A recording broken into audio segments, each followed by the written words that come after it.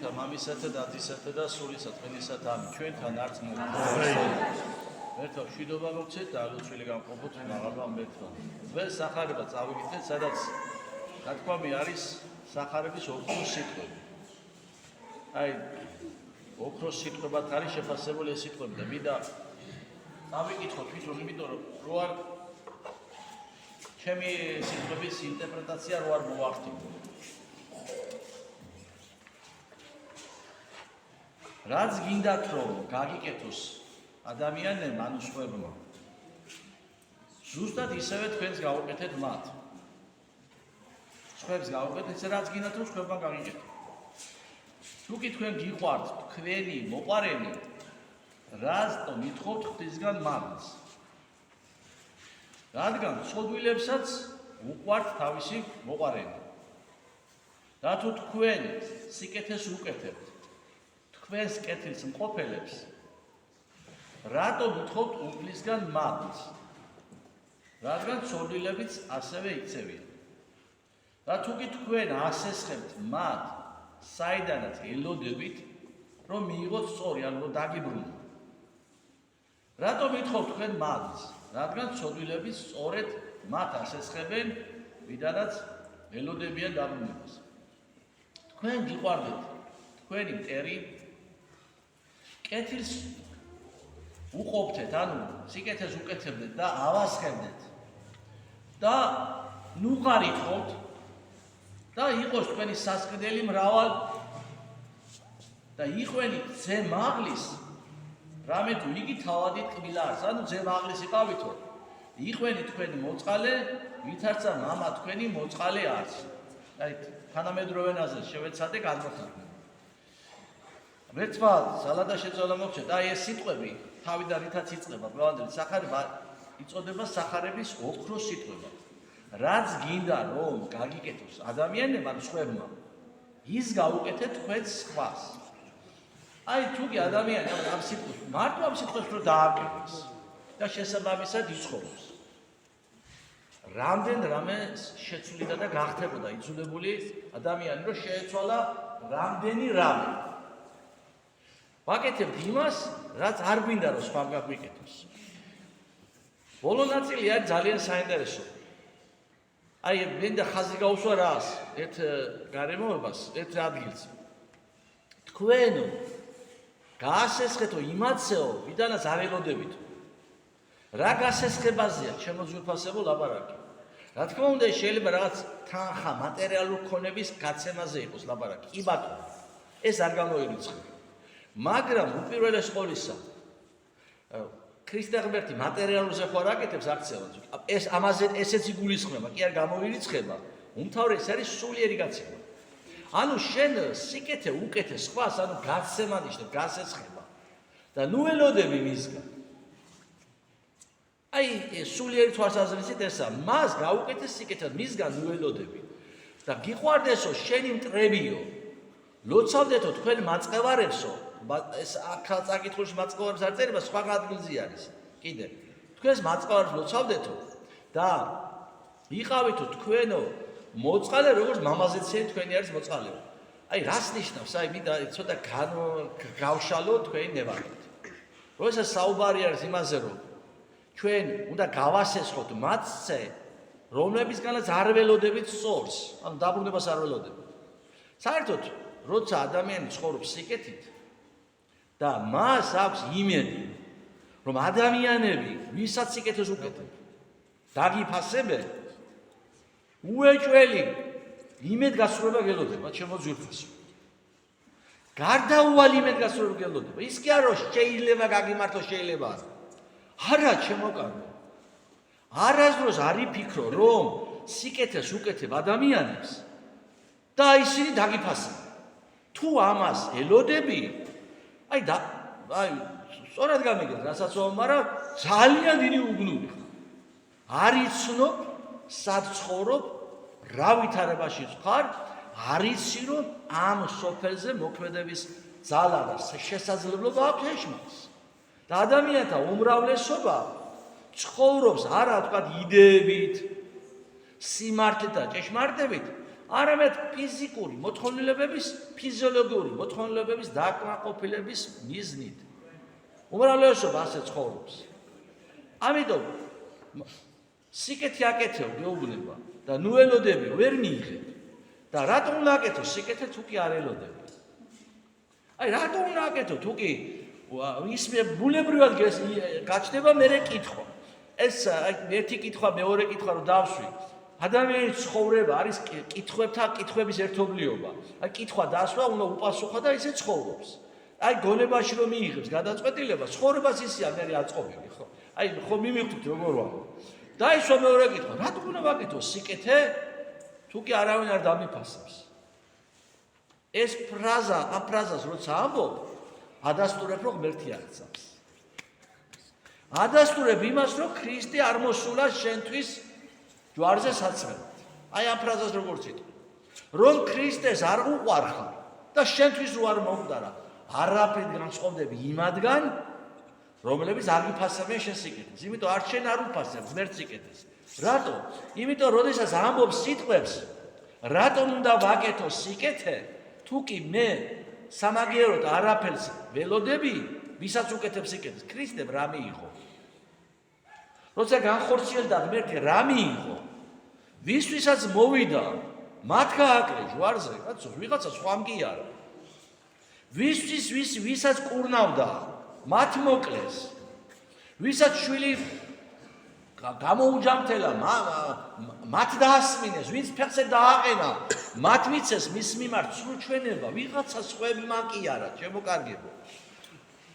თუ შენ ქრისტიანი ხარ, ესე იგი, უნდა აკეთო სიკეთე. ადამიანებისგან არ უნდა ელოდებოდე. ეს არის ქრისტიანობა.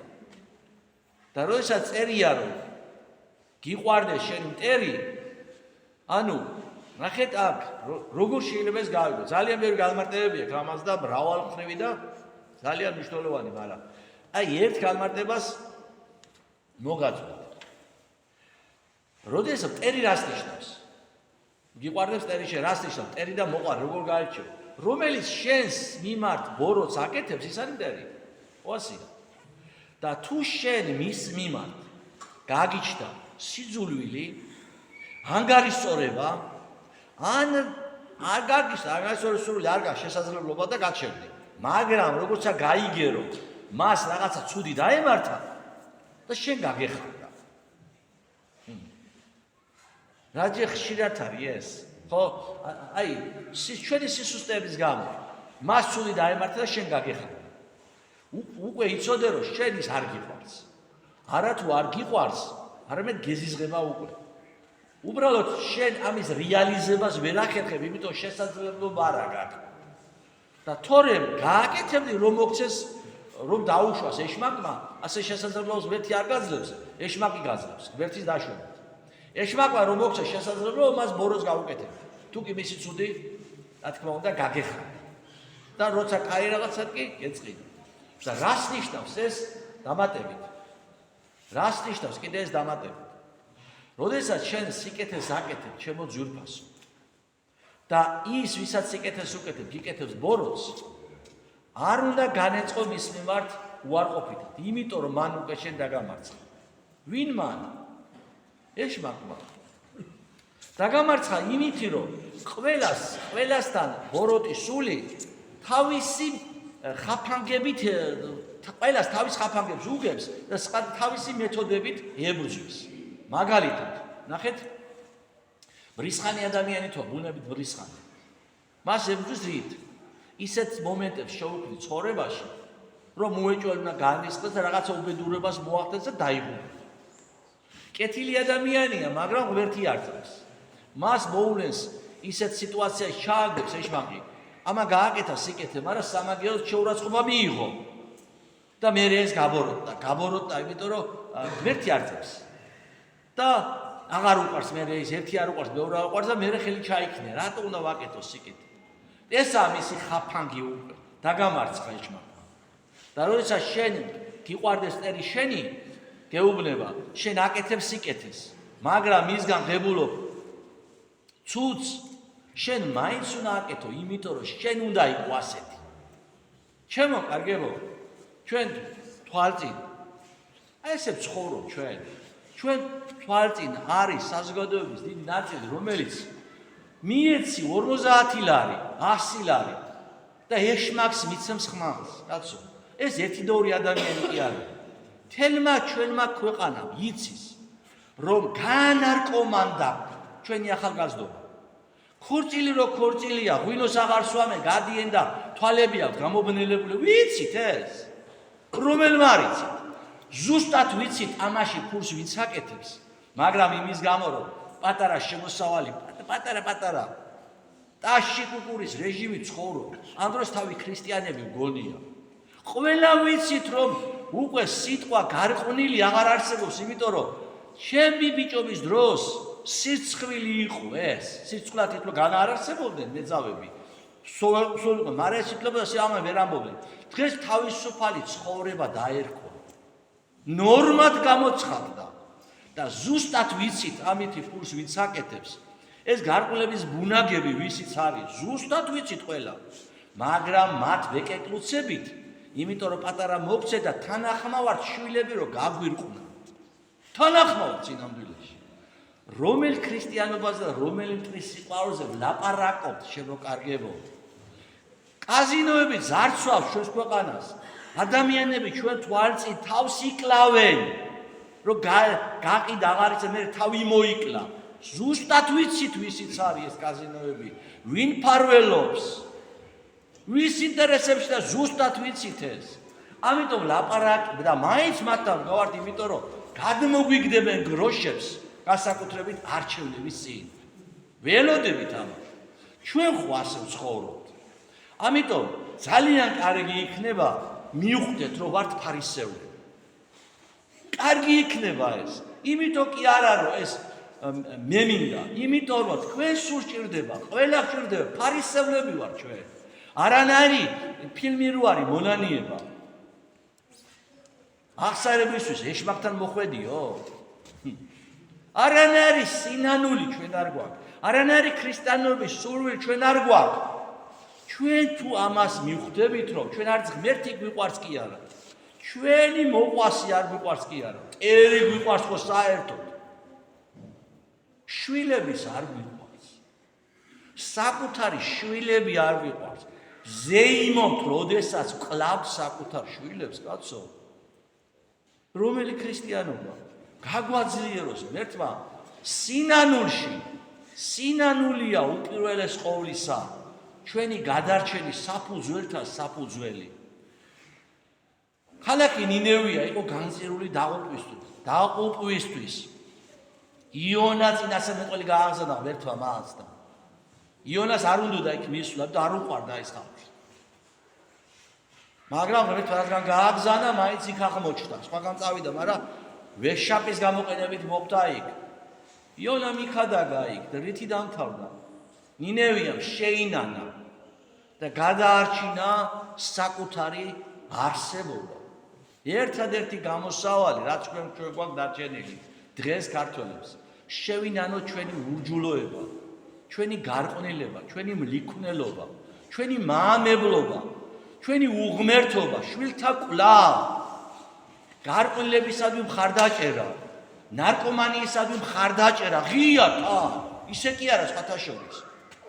ქვეყნის ძარცვისადმი მხარდაჭერა, უცხოელებზე საკუთარი სახლების გადაცემისადმი მხარდაჭერა, თავარია ბიზნესა მიშონოს ფული და მასთან დაახლოებულ რამდენიმე ოჯახმა.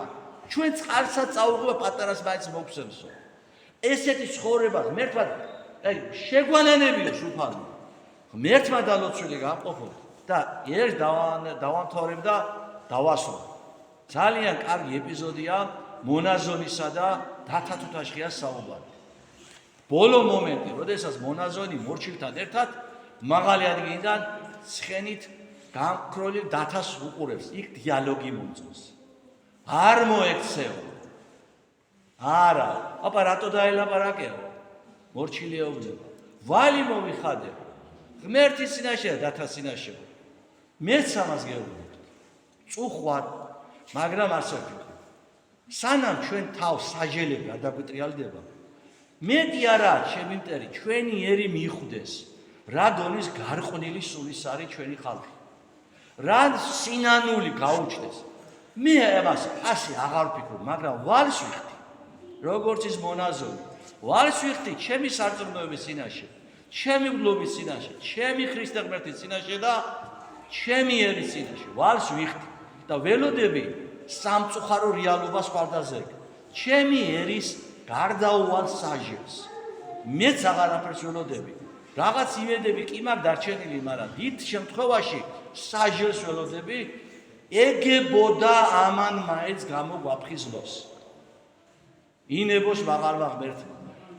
შენდობას ვითხოვ, თუ ვინმეს რამე არ მოგეწონათ, რასაც ფიქრობ, იმას ვლაპარაკობ, ესე იგი გურწმელი ვარ.